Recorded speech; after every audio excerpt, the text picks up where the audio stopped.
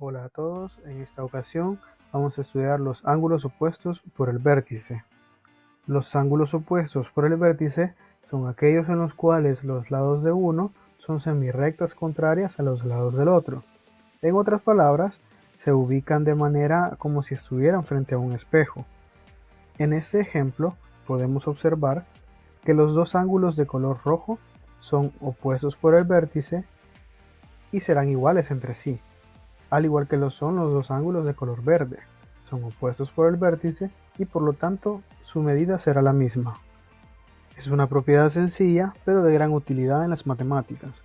Para comprenderlo mejor, vamos a los ejemplos.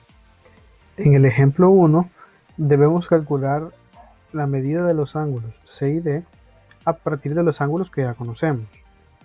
Tenemos que el ángulo A mide 135 grados y el ángulo B mide 25. Podemos observar que el ángulo A con el ángulo de color celeste, que es el ángulo C, son iguales porque son opuestos por el vértice. Entonces, como el ángulo A mide 135 grados, el ángulo C también medirá 135 grados. De igual manera, el procedimiento para el ángulo B y el ángulo D. El ángulo B y el ángulo D son opuestos por el vértice, por lo tanto su medida será la misma. Si el ángulo B mide 25 grados, el ángulo D medirá también 25 grados. En el ejemplo 2, debemos calcular el valor de los ángulos restantes, sabiendo que el ángulo A mide 145 grados.